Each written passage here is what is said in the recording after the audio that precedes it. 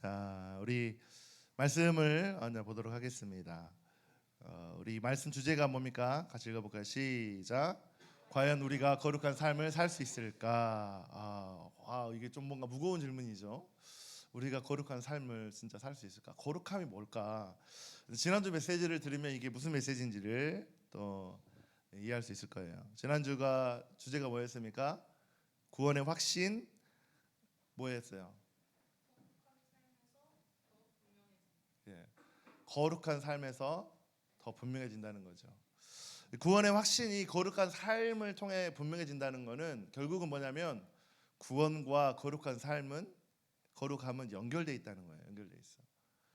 근데 구원을 받았다라고 하는 뭔가 어떤 위로를 받는 게 아니라 실제적으로 이 구원과 거룩은요, 우리가 이루어가고 성숙해져가는 과정을 말하고 있습니다. 한순간 고백으로 끝나는 게 아니라 현재 우리의 거룩한 삶으로 증명되는 과정인 거죠. 예수님을 믿었다면 뭐해야 되냐? 우리의 삶의 방향이 바뀌어야 돼요. 근데 우리가 삶을 쭉 이렇게 교회를 다니면서 살아오지만 삶이 안 바뀌고 늘 정체되는 사람들이 너무 많아요. 삶의 방향이 안 바뀌니 어때요? 우리의 삶이 그냥 무료하게 정교적으로 교회만 나오는 신앙으로 살 수밖에 없습니다. 여러분이 방향이 바뀐다는 건 무슨 말일까요? 우리의 방향이 바뀐다. 그 말은 우리가 목적지를 보고 간다는 거예요. 방향이 있다는 것은 목적지를 보고 가는 거예요. 목적지가 뭐냐면 여러분이 시드니에 오실 때 시드니 비행기를 타기 위해서 1터미널로 갔잖아요. 근데 시드니에 이제 아시아나를 타기 위해서 1터미널로 가는데 그 아시아나 비행기를 타지 않고 시드니 가는 비행기를 타지 않고 저기 LA 가는 비행기를 타면 태워주지도 않을 뿐더러 잘못된 방향을 가고 있는 것이죠. 우리의 목적지가 어디냐는 거예요. 우리가 어디를 향해 가고 있냐는 거예요. 그거를 우리가 봐야지만이 이 여정을 갈 수 있어요. 이 구원의 여정, 믿음의 여정을 갈 수 있다는 것입니다. 그래야 우리가 정확하게 신앙생활을 할 수 있습니다. 방황하지 않고 신앙생활을 할 수 있다는 것이에요. 우리가 어떻게 거룩함을 이룰 수 있어요? 어떻게 거룩한 삶을 살 수 있냐는 거예요. 이게 뭔가 캐치프레이즈가 아니에요. 이거는 우리에게 필수예요, 필수. 이거를 반드시 짚고 넘어가야 돼요. 성경은 그래서 우리에게 놀라운 소망을 줘요. 내가 노력해서 거룩함을 이룰 수 있습니까? 내가 뭔가 열심히 사역을 하고 열심히 봉사하고 열심히 말씀 통독을 하면 내 삶이 거룩해집니까? 거룩해지는 것처럼 느껴질 수 있습니다. 뭔가 삶은 안정감을 가질 수 있어요. 그런데 우리의 구원과 이 거룩은요, 결국은 연결되어 있기 때문에 그렇게 삶을 방향을 바라보고 갈 때 우리의 삶이요 조금씩 성화되면서 하나님이 원하시는 그 방향대로 갈 수 있습니다. 성경은 그래서 우리에게 놀라운 소망을 줍니다. 저와 여러분이 예수님의 보혈로 이미 깨끗해졌다라고 선언했어요. 우리가 구원을 받았고 예수님을 통해서 어떻게 해요? 깨끗해졌잖아요. 아멘.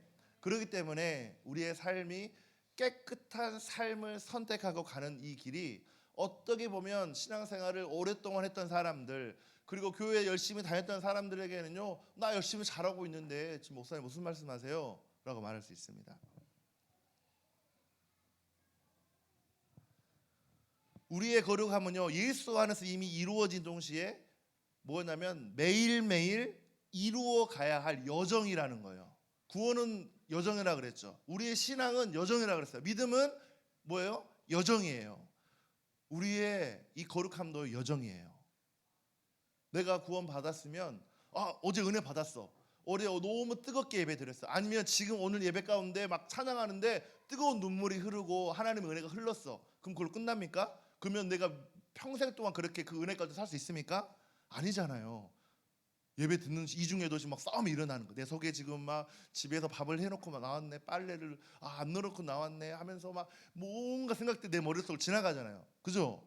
그런데 그렇게 막 생각을 말씀에 집중하지 못하게 하는 생각들이 나를 지배하는데 그러면 내가 찬양 동안 찬양하면서 은혜 받았다가도 막 그런 생각 가운데 내가 혹해버려가지고 말씀에 집중하지 못하고 하나님 내게 무엇을 말씀하신지를 듣지 못한다는 것이죠. 여러분 혹시 새 운동화를 이렇게 사게 되면 기분이 좋잖아요. 그러면 그 새 운동화를 보면 막 이렇게 더럽히고 싶지 않아. 새 운동화 사가지고 갑자기 막 축구하러 다니고 그러진 않잖아요. 뭐 축구화도 아니고 좋은 뭐 예를 들어서 나이키 뭐 100불짜리 비싼 운동화를 샀어요. 나이키 100불이면 비싼가요? 300불 죄송해요. 300불짜리 메이커 뭐 조던 에어 뭐 이런 운동 뭐 농구든 축구든 뭐 이런 운동을 샀어요. 그러면 그걸 가지고 막 쓰레기 청소하러 다니고 쓰레기 주우러 다니고 뭔가 뭐 지구탄 가서 축구하고 그러진 않잖아요. 목적에 맞게 사용하는 거죠. 새 운동화를 왜 바로 더럽혀요? 예쁘게 비싼 거니까 가치 있게 쓰는 것이죠. 그런데 이제 시간이 지나다 보면 더러워질 수 있어요. 그래서 에이 모르겠다 하고 이제 비싼 300불의 운동화도 한 1년 신으면 더러워지니까 맘대로 막 뭐 이렇게 신고 다니죠. 우리가 뭔 생각하냐면 운동화는 그렇게 할 수 있지만 우리가 구원을 받았고 우리가 거룩해졌어요. 오늘 성찬식을 참여를 통해서 예수님이 나를 위해 십자가의 피를 흘려주시고 모든 물과 피를 흘려주셔서 우리가 거룩하게 되었어요. 아멘. 아멘. 거룩하게 되었어요. 우리는 구원을 받았어요. 받았잖아요. 그러면 우리는 거룩하게 되었고 나는 구원을 받았고 그러면 끝납니까? 그러면 나는 천국에 바로 갈 수 있습니까? 우리가 삶을 살아야 되잖아요. 이 여정을 반드시 거쳐가야 된다는 거예요. 내가 새 신발을 신었다면 그게 끝나는 게 아니라 그 신발을 잘 관리하고 유지할 수 있는 그게 있어야 된다는 거예요. 그냥 어제 새 신발을 사놓고 그 다음날 막 축구 차고 막 이렇게 비 오는 날 막 운동하고 그러면 금방 더러워집니다. 우리의 신앙은요 여정이기 때문에 이 구원과 거룩은요 연결되어 있어요. 내가 거룩하지 않으면요 이 구원의 여정이 보장이 안 돼요. 넘어지니까 하나님을 떠나버릴 수도 있고 어떻게 하면 교회를 상처를 받고 주저앉을 수 있는 거예요. 예수님이 우리에게 생명이라는 깨끗한 신분을 주셨는데 새 사람이라는 새로운 신분을 주셨는데 너무 귀하고 소중한 선물이잖아요. 내가 누구라고 감히 나에게 그런 새 신분을 줬을까? 새 사람이라는 우리 새 사람이잖아요. 아멘. 과거에서 구원을 받은 사람이잖아요. 내 죄에서 구원을 받은 사람이잖아요. 그런데 시간이 지나면서 그 가치를 잊고 흙탕물에 세상에 쩌들려서 나의 신분을 망각한 채 살아버린다면 그게 교회를 다니든 교회만 나오는 정교인이든 아무 상관이 없어요. 그래서 베드로전서 1장 15절 16절과 히브리서 12장 14절 이렇게 말합니다. 같이 읽겠습니다. 시작. 여러분을 불러주신 그 거룩하신 분을 따라 모든 행실을 거룩하게 하십시오. 성경에서 기록하시기를 내가 거룩하니 너희도 거룩하라 하였습니다. 14절 시작. 모든 사람과 더불어 화평하게 지내고 거룩하게 살기를 힘쓰십시오. 거룩해지지 않고서는 아무도 주님을 뵙지 못할 것입니다. 참 도전이 되는 메시지고 거룩이라는 단어를 들었을 때 어떤 느낌이 드세요, 여러분 청년들? 거룩이라는 단어를 들었을 때 어떤 느낌이 들어요? 부담스럽다. 내가 어떻게 거룩해질 수 있지? 라는 생각이 들어요, 안 들어요? 충분히 들죠. 내가 어떻게 거룩해질 수 있어? 내 삶을 보니 거룩하고는 눈이 너무 멀리 있는데. 근데 성경에는 내가 거룩하니 너희도 거룩하라 이런 거죠. 이게 너무 와닿지 않아 나한테. 이게 우리에게 너무 와닿지 않아. 하나님은 하나님이시고 나는 죄인인데 어떻게 거룩해질 수 있어요? 라고 우리가 물어볼 수 있는 거예요. 내가 어떻게 거룩해질 수 있습니까? 근데 거룩함이 없이는 구원의 완성, 하나님과 영원한 거절을 이룰 수 없다는 뜻이에요. 이 구절은요 구원과 거룩의 관계를 분명하게 보여줍니다. 지난주에 살펴본 것처럼 성경이 말하는 구원은요 과거의 구원, 현재의 진행형의 구원, 그 다음에 미래의 구원들을 아우르는 여정입니다. 여정. 따라서 여정이다, 전이라는 거예요. 과거 예수님을 믿을 때 우리는 이미 죄 씻음을 받고 의롭다함을 어떻게 됐어요? 받았어요. 이게 칭이라고 말하죠. 그러나 거기서 끝나는 게 아니에요. 구원을 받고 끝나는 게 아니에요. 현재 진행형의 구원이 있는 거예요. 성화예요, 성화. 결국 내가 뭐 어떻게 되는 거예요? 성령님께서 나를 날마다 빚으시고 예수님을 닮아가도록 도와주고 계신다는 거. 누가 도와주신다고요? 예수님께서 나와 늘 동행하기를 원하시는 것이죠. 왜? 내가 성화돼야 되니까. 내가 구원받고 딱 끝나는 게 아니라 그 구원의 여정을 가야 되기 때문에 성령님 나를 도와주시는 거야. 왜? 우리 넘어질지 아니까. 맨날 넘어지잖아요. 우리 맨날 죄 가운데 굴러 떨어지잖아요. 우리는 그런 존재예요. 인정해야 돼요. 인정. 아, 나는 그럴 수밖에 없구나. 그리고 뭐예요? 그게 끝나는 게 아니라 장차 미래에 주님 앞에 설 때 우리는요, 영화로운 몸으로 완전한 구원에 이르게 된다는 거예요. 이게 구원의 데피니션이에요. 이처럼 구원의 여정 가운데 현재의 거룩함, 이게 선택사항이 아니에요. 필수라는 거예요. 옆 사람에게 구원은 필수입니다. 거룩은 필수입니다. 인사하시겠습니다. 그러니까 여러분, 내가 예수를 믿었어 끝, 나는 모태신앙이야 끝, 이게 아니에요. 나는 교회 나왔어 끝, 이게 아니라는 거예요.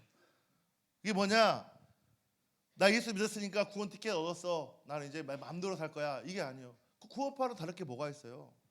이동과 다를 게 뭐가 있어요? 지금 삶이 전혀 안 변했는데, 내 삶은 변한 게 하나도 없는데 교회만 나온다고 내가 뭔가 거룩한 척 한다고 내 구원이 이루어집니까? 아니에요. 결국은 스스로 이 구원의 여정을 살아내야 된다는 거예요.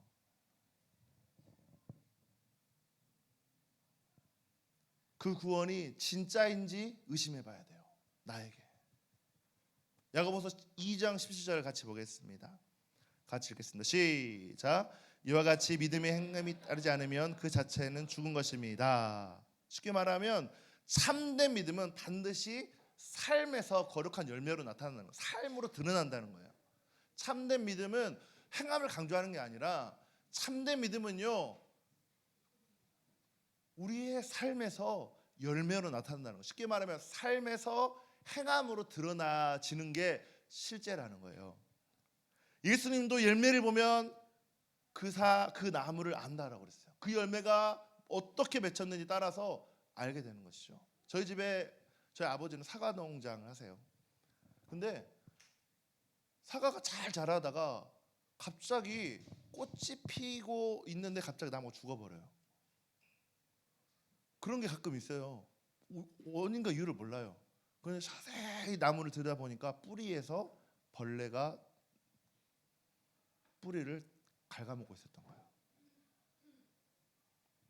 우리의 신앙이, 이 구원의 여정, 믿음의 여정이 뭔가 나는 나이스해, 나 뭔가 교회를 오래 다니니까 직분도 주어지고, 교회 오래 다니니까 뭔가 내가 포지션도 같이 지어지고, 뭔가 열심히 하는 모습을 통해서 뭔가 내가 거기에서 안정감을 누리고 있다면, 여러분, 그러면 그 사람이 진짜 구원받은 사람이고, 이 사람이 이 믿음의 여정을 가고 있는 사람입니까?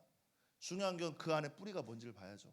뿌리가 썩고 있는지, 교회만 나오는 그냥 썬데이 크리스찬, 날라리 크리스찬, 그냥 무늬만 크리스찬인지, 아니면 말씀을 통해서 내가 성장하고 자라고 있는지를 봐야 된다는 거예요. 그게 아니면 우리의 신앙이요, 의미가 없어요.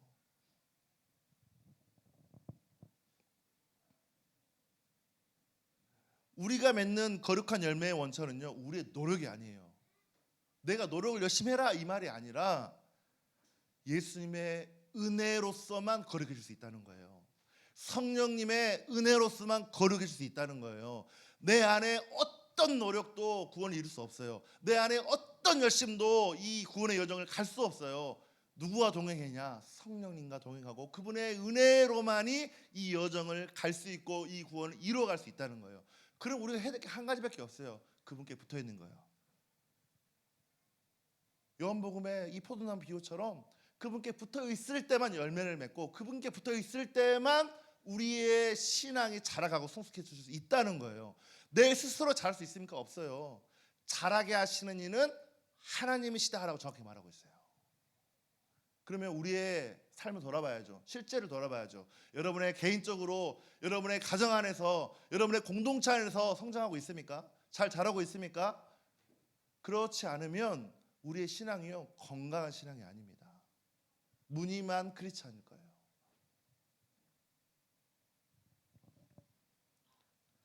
고린도전서 6장 11절 한번 같이 읽어보겠습니다. 시작. 여러분 가운데 이런 사람들이 더러 있습니다. 그러나 여러분들은 주 예수 그리스도의 이름과 우리 하나님의 성령으로 씻겨지고 거룩하게 되고 의롭게 되었습니다. 쉽게 말하면 예수님의 공로로 우리는 이미 거룩해졌어요. 아멘. 이게 이해가 됩니까? 예수님의 공로로 거룩하게 되었다는 거야. 근데 왜 우리가 죄를 져요? 거룩하게 되었는데. 왜 우리가 맨날 넘어집니까? 거룩하게 되었는데.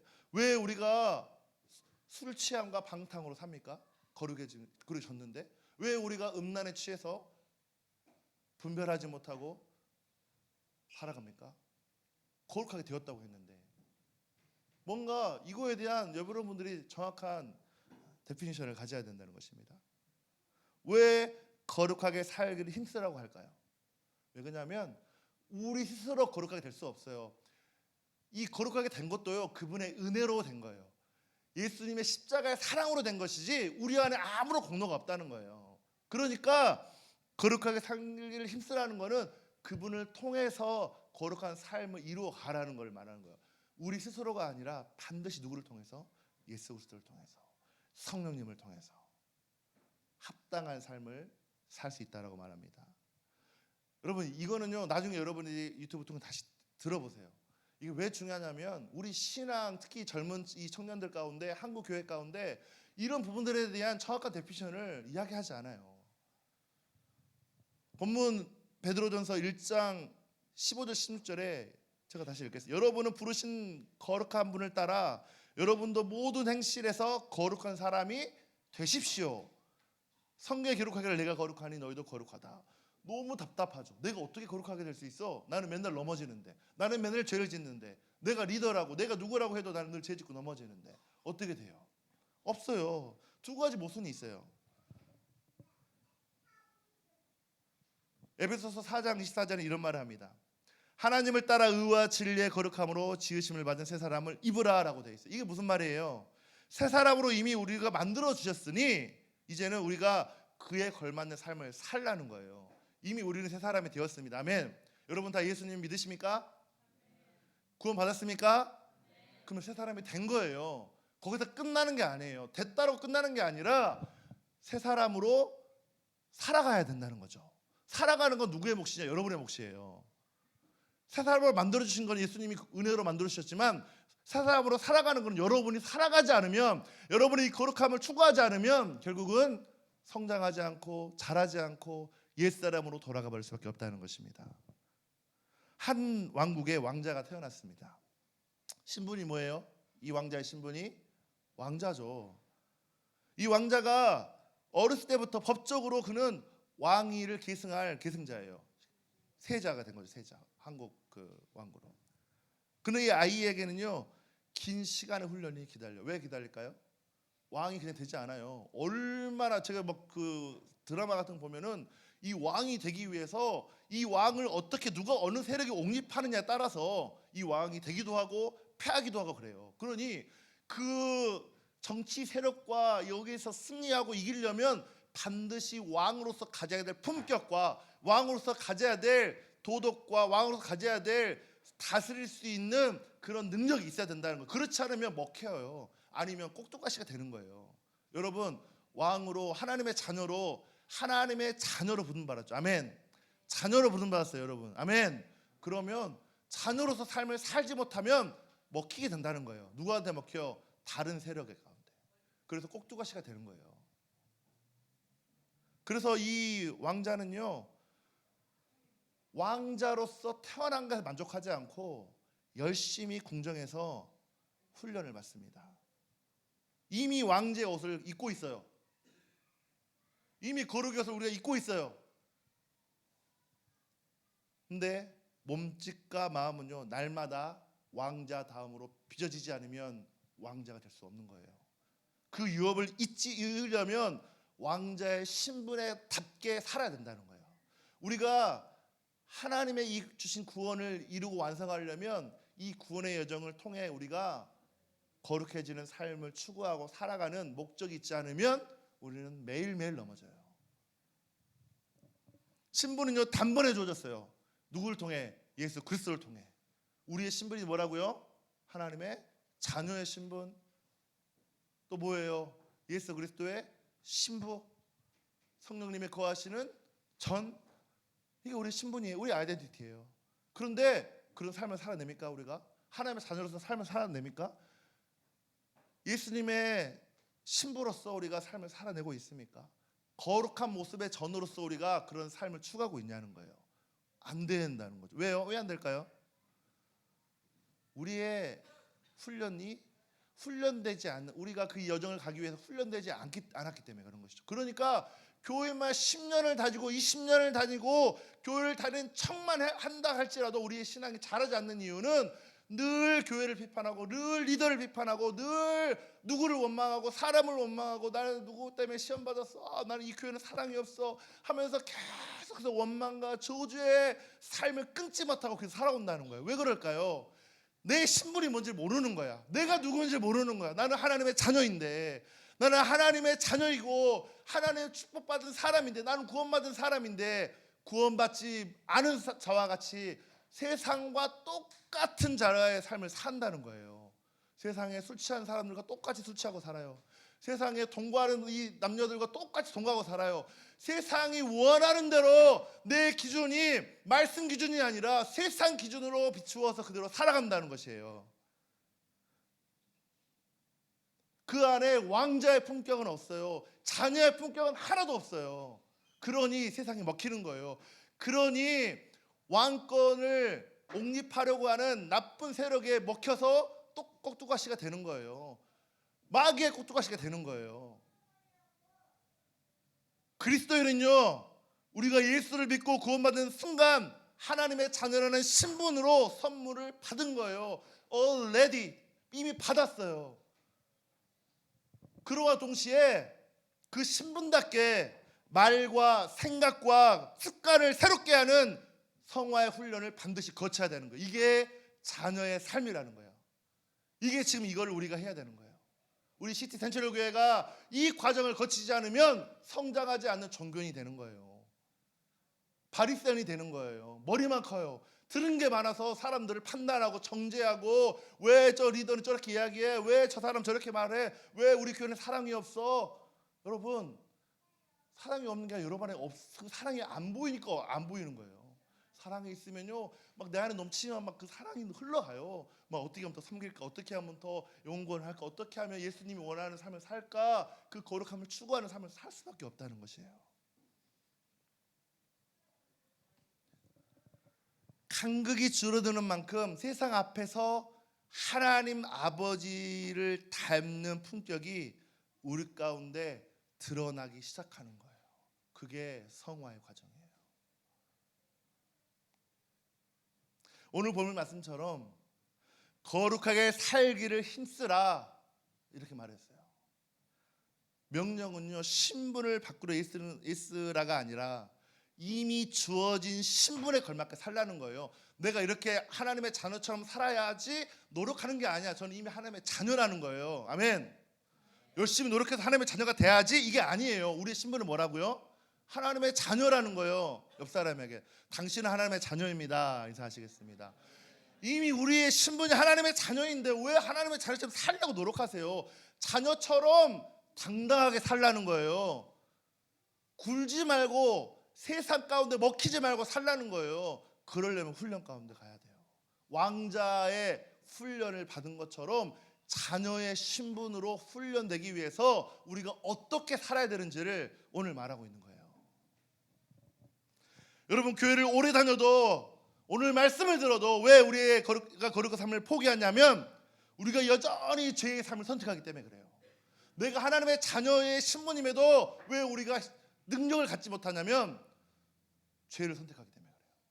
그러니 마귀가 그 죄를 선택을 틈타 우리를 무능력하게 만들어요.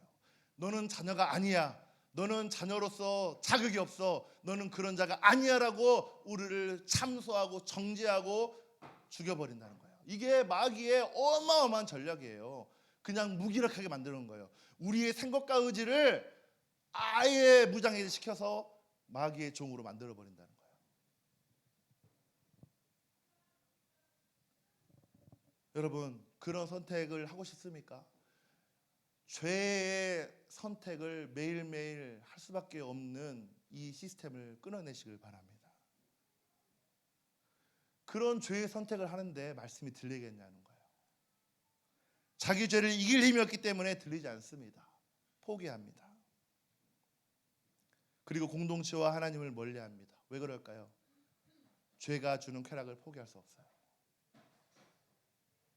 그게 마귀가 놓은 함정입니다.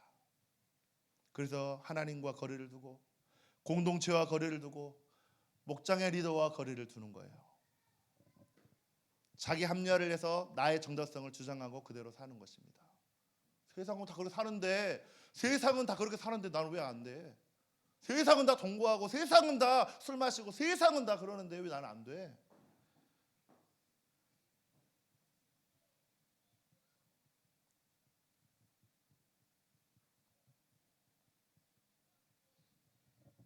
우리의 신분이 뭡니까? 하나님의 자녀예요. 아멘. 하나님의 자녀입니다. 아멘. 우리의 정체성이에요. 사랑하는 여러분, 오늘 본문에서 강조하는 구원과 거룩은요, 떼어야 뗄 수 없는 관계입니다. 구원은 단순히 과거의 천국 티켓을 따는 것으로 끝나지 않아요. 우리를 죄에서 건져내신 예수님은 우리를 거룩한 삶으로 이끌어가길 원하시는 거예요. 이게 아버지의 마음이에요. 아버지가 되면 이 자녀들이 흐리멍텅하게 살길 원할까요? 대충 살길 원할까? 우리 주원이가 대충 살길 원할까요?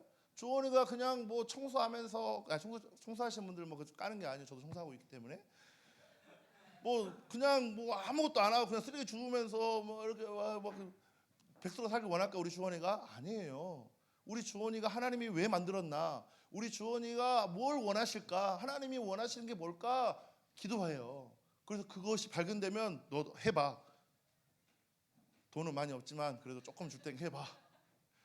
이게 부모의 마음 아닐까요? 하나님의 마음이 뭘까요? 죄 가운데 맨날 져가지고 두드러 맞고 하나님 힘들어요 울면서 이렇게 이런 삶을 원할까요? 죄를 이기고 믿음의 삶을 선택하고 거룩한 삶을 선택하고 하나님이 원하는 뜻을 향해 달려가는 용사가 되길 원할까요? 이게 어느 부모라도 그걸 원해요. 그럼 하나님 아버지는요, 자기의 가장 아끼는 아들을 주셨는데 창세전부터 늘 함께 하셨던 그 가장 아끼는 독생자를 우리에게 주셨는데 하물며 너희가 뭐냐? 믿음이 적은 자들아.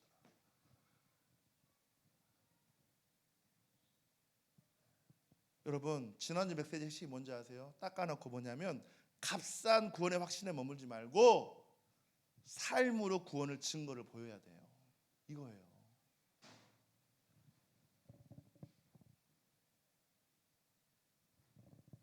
사랑하는 여러분, 우리가 어떤 자입니까? 고린도후서 5장 17절 같이 읽겠습니다. 시작. 누구든지 그리스도 안에 있으면 그는 새로운 피조물입니다. 옛것은 지나갔습니다. 보십시오, 새 것이 되었습니다. 이게 우리의 변화된 모습이에요. 이걸 붙잡고 가세요. 하나님이 제가 여러분에게 이 말을 하는 거는 여러분을 정죄를 주려고 하는 게 아니에요. 너 그렇게 죄 가운데 살고 있으니까 그 죄 가운데 너 죽어봐, 너 이렇게 혼나봐, 이게 아니라 새로운 삶을 선택하라는 거예요. 우리는 선택할 수 있는 자유의지가 있어요. 아멘. 자유의지가 있다고요. 근데 왜 선택하지 않냐? 마귀의 종이 돼버렸기 때문에 그래요. 여러분의 안에 주인이 누굽니까? 지난주 5주 동안 했던 메시지 핵심이 뭐예요? 여러분 안에 주인은 누구냐는 거야. 여러분 안에 진짜 주인은 누구냐는, 이거 하지 말라고, 아내가 이거 하지 말라고 해서. 여러분 안에 진짜 주인은 누구냐는 거예요. 여러분, 하나님입니까? 아니면 세상입니까? 마귀가 여러분의 주인입니까? 여러분이 진짜 주인입니까? 아니면 예수 그리스도가 여러분의 진짜 주인입니까? 이거에 따라 여러분의 삶의 선택이 달라지는 것입니다. 겉은 말씀이 있는 척, 겉은 뭔가 거룩한 척, 그런데 여러분의 삶의 선택을 보면 그게 열매예요. 그게 열매라고요. 그게 열매라고요. 여러분, 우리는 새로운 피조물, 새 사람, 믿음의 사람. 옆 사람에게 당신은 믿음의 사람입니다. 축복하십시다. 여러분은 감정에 기초한 신앙생활 하지 마세요. 감정에 기초한 거 이거 의미 없어요. 막 은혜 받을 때는 감정이 막 올라가니까 하나님 살아가신 것 같아. 그러다가 감정이 확 뒷불세면은 다 몰라, 다 끊어버리고 막 연락도 끊어버리고 막 이런 감정에 기초한 신앙생활이 아니라 자녀로서 훈련돼야 돼요. 제가 늘 그 얘기하죠. 야생마 훈련하는 거. 야생마를 훈련되지 않는 야생마는요 그냥 야생마야. 지 마음대로 살아. 그런데 안장을 채우고 명마로 훈련한 조련사에게 훈련을 받으면 명마가 되는 거예요. 우리의 주도권을 누구한테 주고 있습니까? 여러분의 삶의 주도권을 누구한테 주고 있어요? 예수님입니까? 아니면 여전히 나입니까? 예수님입니까? 여전히 세상입니까? 예수님입니까? 여전히 마귀에 종속되어 있습니까? 왕자답게 훈육을 받고 왕자답게 교육을 받고 왕자답게 믿음으로 살기로 선택하며 자녀로서의 삶을 선택하는 저와 여러분 되기를 축복합니다. 자녀답게 거르고 훈련하십시오. 자녀답게 거르고 훈련하십시오. 그래야지만이 이 여정을 끝까지 갈 수 있어요. 거룩함을 추구하는 삶은요 은혜에 대한 반응이에요. 결국 예수님의 십자가의 사랑이라는 그 은혜를 우리가 받았기 때문에 거룩한 삶을 추구하는 것이지, 내가 거룩한 삶을 은혜도 받지 않았는데 거룩한 삶을 추구해야지 얼마 못 가서 넘어집니다. 번아웃이 와요. 고린도후서 5장 15절에 이런 말을 합니다. 그런데 그리스도께서 모든 사람을 위하여 죽으신 것은 이제부터는 살아있는 사람들이 자기 자신들을 위하여 살아가도록 하려는 것이 아니라 자기를 위하여 죽으셨다가 살아나신 그분을 위하여 살도록 하려는 것입니다 라고 분명하게 말하고 있습니다. 예수님이 우리를 구원하신 이유가 뭐예요? 우리가 편하게 살도록 내버려두는 것이 아니라 우리의 삶의 방향을 바꾸고, 어디요? 디렉션이야. 디렉션. 방향을 바꿔야 된다는 거예요. 여전히 죄의 방향으로 가지 말고 방향을 돌이켜서 그분을 향해 가는 거예요. 하나님을 위해 살기를 결단하는 거예요. 우리의 예배가 왜 변하지 않냐? 결단하지 않기 때문에 그래. 선택하지 않기 때문에 그래요. 헌신하지 않기 때문에 그러는 것이에요. 여러분, 제 가운데 있다고 그 자리에 머물지 말고 방향을 바꾸세요. 방향을 바꾸셔야 돼요. 여전히 교회는 나오지만 정교인으로 머무는 삶을 끊어내고 삶의 결단이 있기를 축복합니다. 어제 청년들하고 리더들하고 잠깐 성령 충만과 술 취함에 대해서 이야기를 했어요. 기독교인이긴 하지만 술 조금 마시는 거 정도는 괜찮지 않나요? 어떠세요? 술 조금 마시는 거는 괜찮지 않나요? 술 많이 마시는 분은 할 말도 없고 뭐 아무 상관이 없죠. 술 한두 잔 정도 마시는 거는 괜찮지 않나요? 저도 술 마셔서 알아요. 맥주 한두 잔은 건강에 좋아요. 예수 믿기 전에 이야기예요. 저 예수 믿고 술 안 마. MT 가서 21살 때 MT 가서 진짜 한번 술을 왕창 마시고 그 이후로 이제 회개하고 돌아왔는데, 술 한 잔 정도는 마실 수 있잖아요. 와인 한 잔 정도는 마실 수 있잖아요. 어떻게 생각하세요? 어떻게 생각하세요? 기준을 잡으려고 그래요. 기준을. 에베소서 5장 18절에 술에 취하지 마십시오. 거기에는 방탕이 따릅니다. 성령의 충만을 받으십시오. 우리가 술 마시는 거에 대해서 어떻게 배웠냐면, 제가 배웠던 거는 술을 금하는 것은 두 가지 이유로 배웠어요. 첫 번째는 내 몸은 거룩한 전이니까 건강해야 돼서, 건강을 지키기 위해서. 두 번째는 믿지 않는 자에게 덕이 되면 안 돼. 본이 덕이 돼야 되는데, 술을 마시면 내 모습을 그대로 믿는 자도 저렇게 술 먹는데 나도 술 먹어도 되겠지. 이게 덕이 안 되니까. 그래서 제가 그렇게 배웠거든요. 근데 많은 사람들이 이렇게 생각합니다. 우리가 살다 보면 술을 마실 수도 있고, 술 먹는 것이 범죄입니까? 성경에는 술 취하지 말라고 그랬지. 술 먹지 말란 말 하지 않았잖아요. 이거를 가지고 사람들이 얘기합니다. 맥주 한 잔 정도는 할 수 있죠. 그래서 제 주장보다는 조금 더 시민성이 있는 신학자나 아니면 정말 설교가 20세기 최고의 설교가 마틴 로이드 존슨 목사님 어떻게 설교하셨는지를 제가 찾아봤어요. 이분이 이런 말을 했습니다. 성경이 술 자체를 전면적으로 금지하지 않았다라고 이야기를 해요. 그러니까 성경은 포도주가 하나님이 주신 선물로 묘사되어 있어요. 그 시편에. 그러나 성경은 반복해서 술 취함을 죄로 규정합니다. 그 결과가 영적인 치명적으로 타격을 주기 때문에 그래요. 따라서 술은 본질적으로 중립적일 수 있으나 남용될 때 파괴적이고 영혼을 망가뜨린다는 거죠. 이게 마틴 로이드 존슨 목사님이 했던 말씀이에요. 술 취함의 본질적 문제가 뭐냐? 술 취함은요, 우리의 이성, 의지, 분별력을 마비시키고 통제력을 잃어버리게 합니다. 술은 인간의 하나님을 향한 자유의지와 영적 분별력을 흐리게 하고 감정을 왜곡시켜 죄에 노출되게 하는 것이죠. 그래서 술 취함은요, 단순한 기본적인 문제가 아니라 영적 지배권을 하나님께 드리는 대신 술에게 내어주는 행위예요. 그래서 술 먹는 것이 쉽지 않다는 것이죠. 그러니까 여기서 15장 18절에 성령 술 취하지 말라 성령 충만을 받아라라고 하는 것은 이게 어떻게 보면 같은 현상이 나타나요. 술에 취하면 기분이 좋고 얼떨떨하고 막 이런 게 있어요. 성령에 취하면 기분이 좋거든요. 뭔가 도와주고 싶고 막 뭔가 전투력이 생기면서 내 안에 없던 힘이 생겨나요. 뭔가 술 취함과 성령 충만에 비슷하거든요, 맥락이. 그러니까 이거를 비유해 주는 거예요. 뭐가 다른가?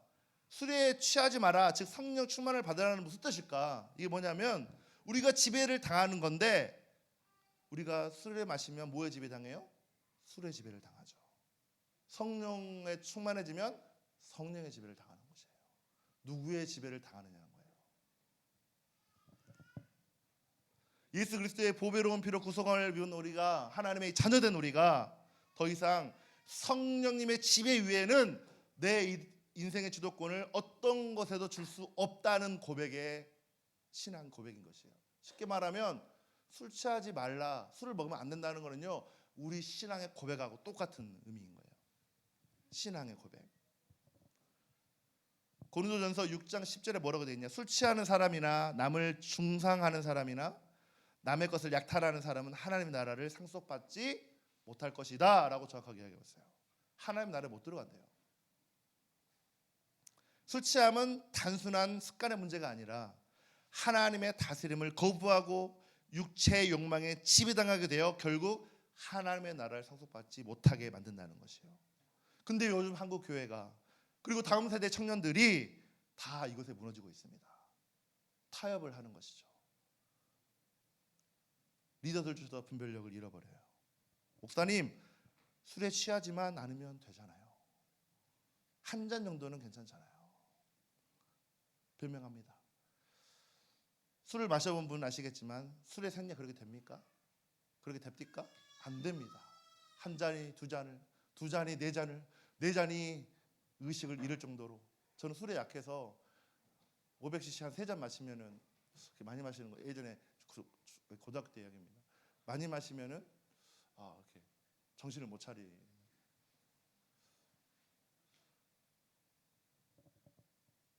술이 술을 마셔요. 그런 차원에서 저는 술을 하지 않습니다. 금해야 된다고 생각합니다. 이게 저의 신앙의 고백입니다. 그리고 마틴 로이드 존슨님이 했던 말씀이에요. 그러면 술에 대한 믿는 자의 태도는 무엇인가?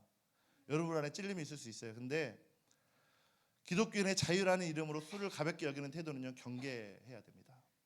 참된 자유는요, 성령 충만으로 나타나는 것이지 술로 인한 충만은요, 모범수품에 불과하다는 것이에요. 그리스도인이 술에 의존하거나 술을 통해 기쁨의 용기를 얻으려 한다면 이미 성령 충만을 대신할 대체물을 찾고 있다는 것이죠. 술은 하나님의 주신 자연적인 선물일 수 있으나 인간이 그것의 지배를 받게 되면 영적 타락으로 올 수 있다는 것입니다. 로마서 6장 12절에 이런 말이 6장 1절 2절에 이런 말이 있습니다. 은혜를 더하게 하려고 계속 죄 가운데 머물러 하겠습니까? 그럴 수 없습니다. 죄에 대하여 죽은 우리가 어찌 그 가운데 살겠습니까? 결코 그럴 수 없습니다. 무거운 이야기지만 너무 죄송한 이야기지만 저는 해야 될 말을 해야 됩니다. 죄송합니다. 하나님은 우리의 연약함을 아시고 성령을 통해 거룩을 이루실 힘과 길을 예비해 두셨어요. 그렇다고 포기하라는 게 아니에요, 여러분. 제가 뭐 교회를 떠나라 이런 말이 아니에요. 그게 아니라 우리가 하나님의 자녀로서 살려면 자녀답게 살라는 거예요. 이걸 강조하고 싶습니다. 어떻게 자녀답게 살 수 있는가? 우리의 노력과 우리의 힘으로 안 된다는 것입니다. 우리가 진심으로 거룩을 사모하며 노력할 때 넘어질 때도 있지만 그때마다 매일매일 십자가의 공로를 의지해서 회개하며 다시 일어나는 것들을 하나님 우리에게 은혜로 주신 것입니다. 그러면 우리가 어떻게 해야 됩니까? 개인 가운데 내 일상 가운데 우리는 선택을 시작해야 됩니다. 하루를 시작하면서 말씀과 기도로 우리의 삶을 새롭게 해야 됩니다. 작은 거짓말의 유혹이나 음란한 생각, 음란한 삶을 청산하세요. 정직하지 않은 것에 과감하게 거절해 보십시오. 예를 들어 인터넷이나 스마트폰을 사용할 때 홀로 있을지라도 순결한 마음과 눈과 마음을 지키시길 바랍니다. 세상 사람과 동거하고 술 취함을 즐기는 삶이 있다면 과감하게 끊어내세요. 세상 유행이나 쾌락을 쫓기보다 예수님이라면 어떻게 하셨을까를 물어보며 예수님께 주도권을 주길 바랍니다. 우리의 하루하루 선택이 모여 거룩한 성품을 형성합니다. 실수하는 날도 있습니다. 괜찮아요. 넘어질 수 있죠. 괜찮아요. 넘어질 때마다 즉시 하나님께 나아가고 회개하면 됩니다. 결단하면 됩니다. 하나님은 그런 우리를 기쁘게 받아주시고 새 힘을 주신다는 것입니다. 그럼 여러분의 가정에서는 어떻게 됩니까? 여러분의 쉐어메이트들이 있을 때 여러분의 남편에게, 여러분의 부부에게 어떻게 해야 됩니까? 가정에서 거룩함을 추구한다는 건 곧 사랑과 섬김과 정직과 용서를 실천한다는 뜻이에요. 함께 사는 쉐어메이트에게 또는 배우자에게, 자녀에게 그리스도의 사랑으로 대하는 것이 거룩한 삶의 모습이라는 것입니다. 예를 들어 쉐어생 간에 언쟁이나 다툼이 생길 때 어떻게 해야 되죠? 우리가 어떻게 나아가야 됩니까? 회개하고 화해하고 용서하는 용기를 내야 됩니다. 누가요? 믿는 우리가.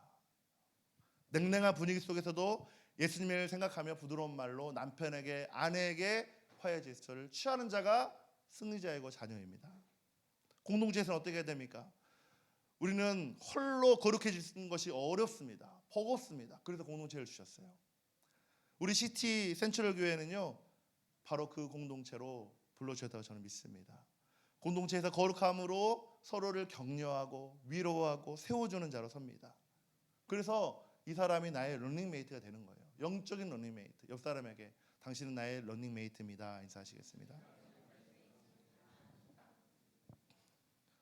서로에게 함께 가자라고 격려하는 거예요. 넘어지는 지체가 있으면 정죄하기보다 어떻게 해야 돼요? 힘내서 함께 가자. 손을 내밀어 주는 것입니다. 예를 들어 교회에 누군가 신앙으로 방황하는 청년이라든가 이 사람이 있으면 어떻게 돼요? 다가가야죠. 힘을 내자. 함께 가자. 힘들지만 그래도 함께 가자. 요즘 어떻게 예배 드리니? 어떻게 살고 있니? 물어보면서 밥 함께 먹으면서 이야기하면서 그들을 끌어줄 수 있는 런닝메이트가 되기를 축복합니다. 아멘. 그리고 교회 예배 가운데 또 교회 사역 가운데 선교 후원 가운데 시간과 재정과 하나님 나라를 위해 기쁘게 드려보는 거룩한 삶을 훈련하는 그런 하나님의 자녀가 되기를, 우리 시티 센트럴교회 성도가 되기를 예수님의 이름으로 축복합니다. 아멘. 결론입니다. 우리 예배팀 나와주시고요. 오늘 본문에 성경에 기록하기를 내가 거룩하니 너희도 거룩하여라 라고 하였습니다. 이 깊은 뜻은요, 하나님이 죄인인 우리를 정죄하는 것이 아니라 살리려는 것이에요. 하나님은 값비싼 정말 자기의 독생자를 이 땅에 보내주셔서 우리에게 그 사랑을 실천해 주셨습니다. 그런데 그 값비싼 그 아들의 희생을 값싼 은혜로 우리가 착각하고 우리가 목적 없이 방향 없이 살고 있다면 우리의 삶을 반드시 돌아봐야 됩니다. 사랑하는 자에게 징계하시고 훈계하시는 것이 아버지의 마음입니다. 그렇기 때문에 특히 오늘 메시지가 여러분에게 무겁게 들리고 마음 가운데 힘들어하는 분들이 있을 수 있어요. 하지만 아버지의 훈계와 책망으로 여기고 돌아오길 바랍니다. 이제 우리 각자가 자신의 믿음의 삶을 정직하게 돌아봐야 합니다. 나 진짜 살고 있나? 내 믿음 진짜인가? 내 진짜 주인은 누구인가? 나는 어디를 바라보고 살려고 하고 있나? 내 신앙은 잘 가고 있나? 여러분 질문을 해야 돼요. 진짜 잘 가고 있습니까? 여러분 진짜 잘 살아가고 있습니까? 믿음으로 선택을 하고 있습니까? 여러분 안에 매일매일 선택이 있을 때 누가 선택합니까? 내 생각으로 내 경험으로 선택합니까? 아니면 성령님께 묻고 그분께 주도권을 내어줍니까? 정말 내 안에 믿음이 있는지, 내 삶의 거룩한 변화의 증거가 있는지 점검해 봐야 되는 거예요. 만일 아직 부족함이 보인다면 주저하지 말고 주님께 나아가 고백합시다. 저를 따라해 보세요. 주님, 저는 연약합니다. 제 안에 계신 줄을 알면서도 제 마음대로 살았습니다. 저를 불쌍히 여기시고 새 마음을 주세요. 새 영을 주세요. 이런 고백을 하는 저와 여러분 되기를 축복합니다. 사랑하는 여러분, 예수님의 보혈로 우리는 이미 깨끗해졌고 거룩한 백성이 되었습니다. 할렐루야. 이게 우리에게 굿뉴스예요. 근데 거룩한 정체성에 맞게 날마다 거룩을 쫓는 삶을 살아가는 것은요, 자녀로서 우리가 누려야 할, 준비되어야 할 하나님의 나라를 가기 위해 반드시 갖춰야 할 자격이라는 것입니다. 여러분 포기하지 맙시다. 이 거룩의 길을 끝까지 갑시다. 여러분 오늘 말씀이 이해가 되지 않으면 말씀 또 들으면 돼요. 집에 가서 들어서 목사님 무슨 말씀하시는, 하나님이 지금 무슨 말씀하시고 있는가를 듣고 여러분 그 말씀을 나의 삶으로 살아내는 저와 여러분 되기를 축복합니다.